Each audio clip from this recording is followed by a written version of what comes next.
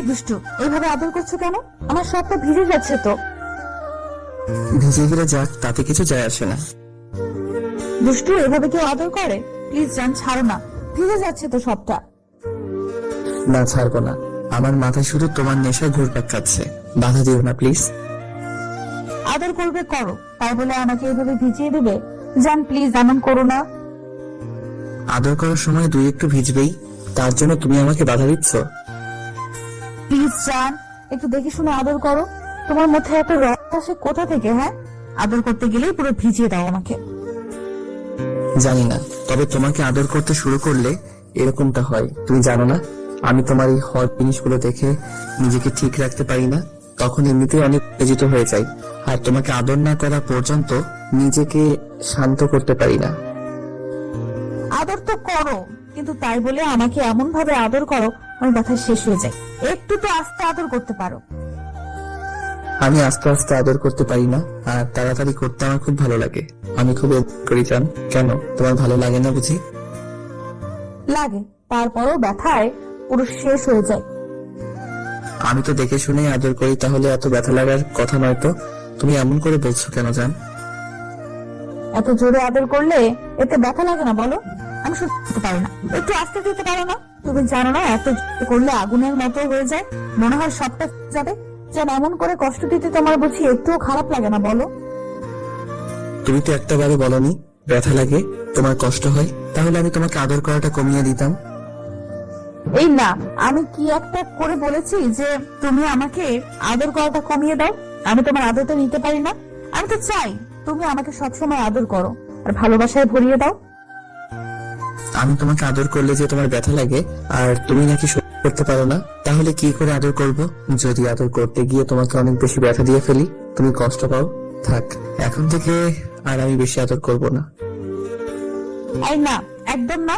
তোমাকে বলছি না তুমি প্রত্যেকদিন আমাকে আদর করবে, যতবার খুশি করবে, কিন্তু একটু দূরে ধীরে ধীরে করলেই তো পারো, তাহলে ব্যথা পাবে না। তখন আমি আমার পাই। কেন আগে মজা পেতে না? পেতাম, কিন্তু অনেক ব্যথা লাগতো, তাই সুখটা কষ্টে পরিণত হতো।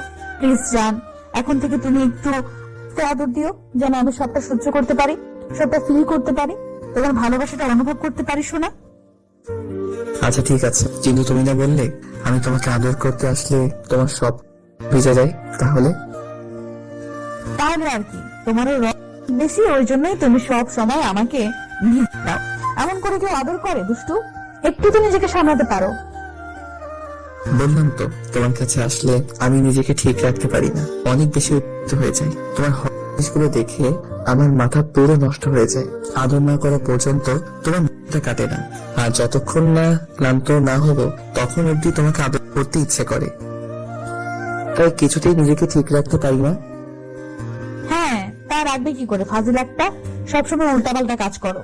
যে কোনো সময় আমাকে জড়িয়ে ধরো, কিস করো, যার জন্য সবার সামনে আমাকে বারবার লজ্জায় পড়তে হয়। আমি আবার কি করলাম যার জন্য তোমাকে এত বেশি লজ্জায় পড়তে হয়? কেন, তুমি যখন তখন যেখানে সেখানে আমাকে নিজের কাছে টেনে নাও, আর কেউ দেখে ফেললে কি হয় বলো তো? সকালের কথাটাই ধরো, আমি রান্না করছিলাম আর তুমি তখন কি দুষ্টুমি করতে শুরু করে দিলে। ভাগ্যিস ওখানে উল্টাপাল্টা কিছু করোনি, শুধু জড়িয়ে ধরে কিস করেছিলে। আর যদি অন্য কিছু আম্মু দেখতো তাহলে কি হতো ভাবতে পারছো? কিভাবে তো শোনা? কি আর ভাববে, আমার বড্ড একটা লুচু, যে কিনা সব সময় আমার সাথে দুষ্টুমি করতে ব্যস্ত থাকে। ফাজিল কোথাকার। জানো না আমি তোমাকে কতটা ভালোবাসি। তোমার কাছে আসলেই আমার দুষ্টুমিটা বেড়ে যায়, কারণ তোমাকে দেখে আমি ঠিক থাকতে পারি না। তার উপর যদি তোমার গোলাপি কাপা ঠোঁট জোড়া দেখি, তাহলে সেখানে আদর না দিয়ে থাকতেই পারি না। আর একবার আদর করতে শুরু করলে আমার নিজের উপর থেকে কন্ট্রোল হারিয়ে যায়। সম্পূর্ণটা না করে নিজেকে শান্ত করতে পারি না জান। আমি তো তোমাকে আর আদর করতে বারণ করিনি, আমি তো তোমাকে অনেক বেশি ভালোবাসি, সবসময় নিজের কাছে পেতে চাই, তোমার আদরটা চাই। কিন্তু সবসময় তোমার আদর নেওয়াটা কি সম্ভব বলো? সব জায়গায় এসব করা ঠিক না, তাই না বলো?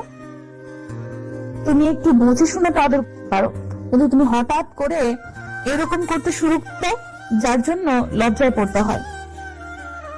আচ্ছা বাবা, ঠিক আছে, এখন থেকে বুঝে শুনে আদর করব, আর তোমাকে একটু ব্যথা দিব না। তুমি চুপচাপ থাকো, আমাকে আদর করতে দাও সোনা। তামিম কথাটা বলেই তন্নির হাতগুলো বিছানার সাথে চেপে ধরে, ওর গলায় ঘাড়ে পাগলের মতো চুমু দিতে লাগলো। তামিমের গরম নিঃশ্বাস তন্নির গলায় আর ঘাড়ে পড়তেই ওর পাগল হয়ে যাচ্ছিল, যার জন্য নিজের ঠোঁটজোড়া দাঁত দিয়ে কামড় করেছে। তামিম তন্নির ব্লাউজ খুলে দিয়ে ওর বুকের উপর কিস করতে লাগলো। তন্নি থাকতে না পেরে ওকে বুকের সাথে খুব শক্ত করে চেপে ধরলো। তামিম বুঝতে পারছে তন্নি পুরো উন্মাদ হয়ে গেছে ওর ভালোবাসায়। একটা সময় তামিম ওদের শরীর চাদর টেনে দিয়ে তন্নির ভালোবাসাকে দিয়ে ভরে দিতে থাকে। চার আসতে লাগছে তো। জান, আমার তো বেশ লাগছে। এইভাবে কামড়াচ্ছ কেন? আচ্ছা বাবা, আরো আসতে। তামিম তন্নিকে ইচ্ছে মতন আদর করতে লাগলো। তন্নি ওকে দুই হাতে শক্ত করে আঁকড়ে ধরেছে। আপনারা তো ভাবতে পারেন এখানে কি হচ্ছে, তাই না? তন্নি আর তামিম স্বামী স্ত্রী, ওরা দুজন দুজনকে অনেক বেশি ভালোবাসে। প্রেম করে বিয়ে করেছিল ওরা। প্রথমে পরিবার মানতে নারাজ ছিল, তার উপর তামিমকে মানাতেই তন্নির অনেক বেশি সময় লেগে গিয়েছিল। তন্নি প্রথমে তামিমকে ভালোবেসেছিল। তামিম সবার থেকে আলাদা ছিল, সবার থেকে কেমন দূরে থাকতো, কারণ তামিমের প্রথম যে গার্লফ্রেন্ডটা ছিল ওকে অনেক বেশি কষ্ট দিয়েছিল তামিমকে। তাই আর কোনো মেয়েকে বিশ্বাস করতো না। ও জানে না মেয়েটাকে ভালোবাসতো কিনা, কিন্তু একবার বিশ্বাসটা ভেঙে গেলে এত সহজে কাউকে বিশ্বাস করাটা সম্ভব নয়। তাই মেয়েদের থেকে দূরে সরে থাকতো। তন্নির এই বিষয়টা খুব ভালো লাগতো। যেখানে আর 10টা ছেলে মেয়েদের সাথে ফ্ল্যাটিং করতে ব্যস্ত, সেখানে তামিম সবার থেকে আলাদা। তাই তন্নি কয়েকটা দিন তামিমের উপর নজর রাখে। তারপর বুঝতে পারে তামিম মেয়েদের সাথে ফ্ল্যাটিং বা প্রেমের মধ্যে নেই। তন্নি ভেবেছিল এই ছেলেকে লাইফ পার্টনার হিসেবে পাওয়াটা ভাগ্যের, কারণ ও কখনো কাউকে হয়তো ভালোবাসেনি। যদি কখনো কাউকে ভালোবাসে তাহলে সর্বোচ্চ দিয়ে বুকে আগলে রাখবে। তাই তন্নি ওর সাথে কথা বলার চেষ্টা করত। প্রথম অবস্থাতেই তামিম সম্পূর্ণভাবে তন্নিকে ইগনোর করে যেত, কারণ তামিম চায় না কোনো মেয়ের সাথে ফ্রেন্ডশিপ করতে বা কথা বলতে। তামিমের বিহেভিয়ারে তন্নি একটা সময় অনেক বেশি রেগে যায়। কারণটা তামিম ওকে বারবার ইগনোর করছে, যেটা তন্নির পাচ্ছিল না। তাই তন্নি একদিন রেগে তামিমের সাথে কথা বলতে চায়। তামিম আবারও ওকে এড়িয়ে চলে যেতে গেলে তন্নি ওর শার্টের কলার ধরে অনেকটা কাছে চলে আসে আর বলতে শুরু করে, এই ছেলে, তোমার সমস্যা কি? আমি তোমার সাথে কথা বলতে আসছি আর তোমার ভাব বেড়ে গেছে, তাই না? এত বেশি ভাব দেখাচ্ছ কিসের জন্য? নাকি যে কথা বলতে আসছি বলে তোমার ভাব বেড়ে গেছে? না না, আমার ভাব বেড়ে যাবে কেন? আমি এমনিতে মেয়েদের সাথে কম কথা বলি, সেটা আপনিও ভালোভাবেই জানেন। কেন, মেয়েরা তোমার কোন পাকা ধানে মই দিয়েছে শুনি যে তুমি মেয়েদের সাথে কথা বলো না? সব মেয়েরা কি এক নাকি যে তার জন্য তুমি আমার সাথে কথা বলবে না?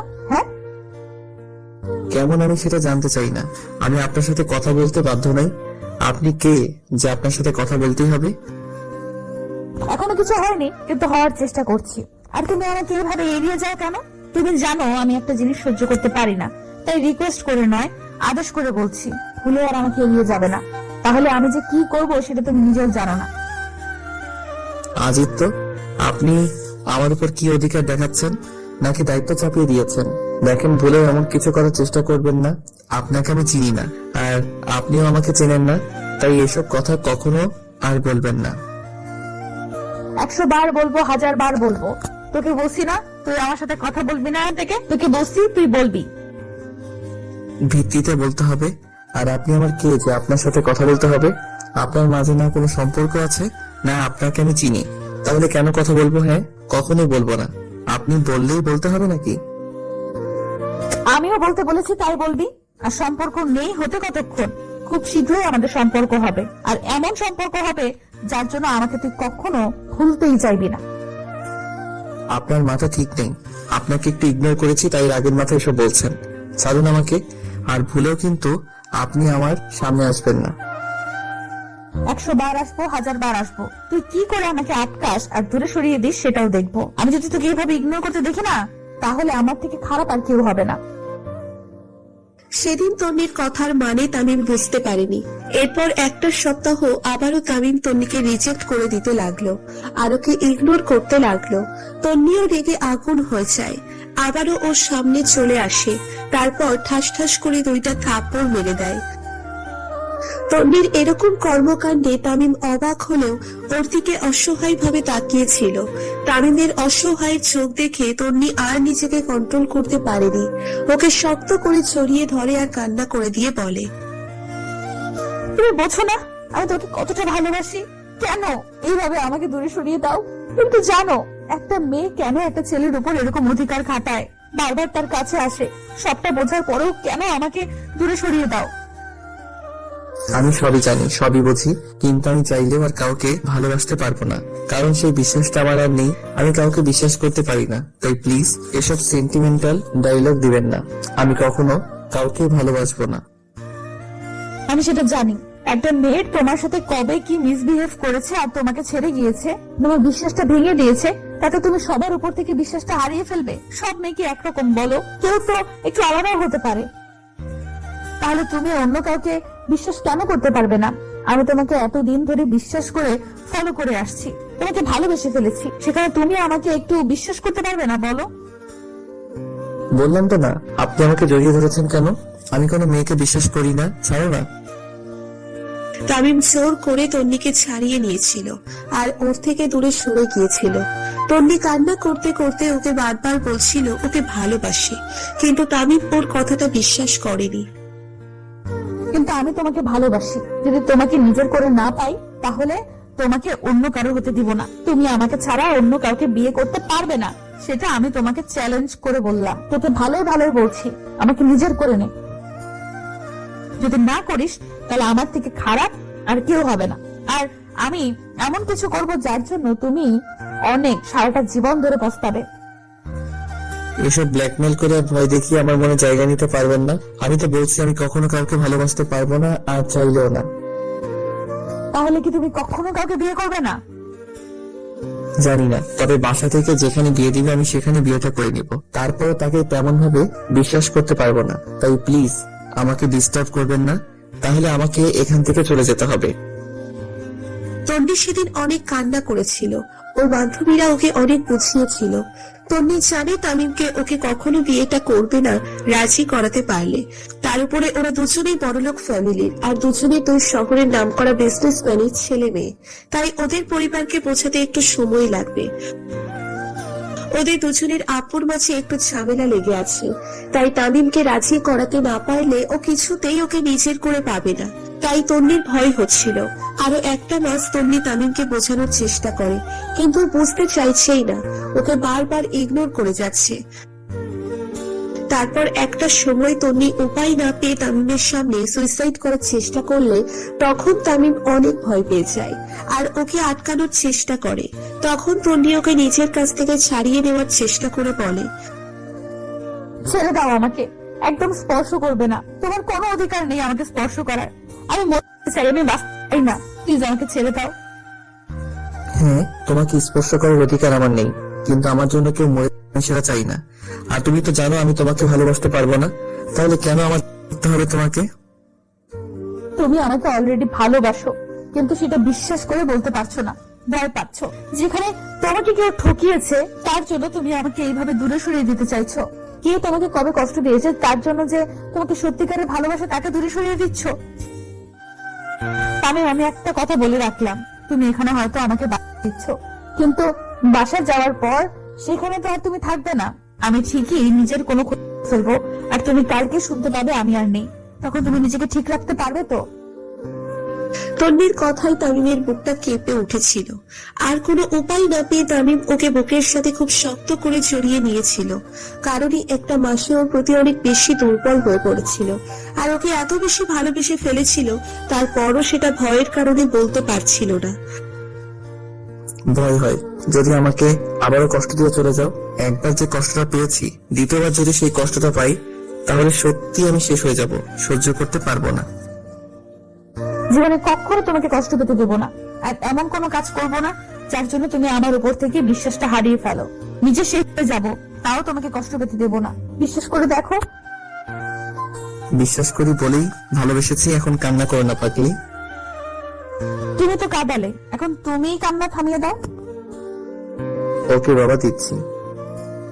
তামিম কথাটা বলে তন্নির মুখটা তুলে তারপর চোখের পাতায় 2টা কিস করে ওর চোখের পানিগুলো ঠোঁট দিয়ে দিল। তারপর ওর ঠোঁট ছোড়া বন্ধ করে দিল। আমাদের ভিডিওটি কেমন লেগেছে এটা কমেন্ট করে জানাতে ভুলবেন না। আর ভিডিওটি যদি ভালো লেগে থাকে তাহলে একটি লাইক করুন আর সাবস্ক্রাইব করে আমাদের পাশেই থাকুন। ধন্যবাদ সবাইকে আমাদের পাশে থাকার জন্য।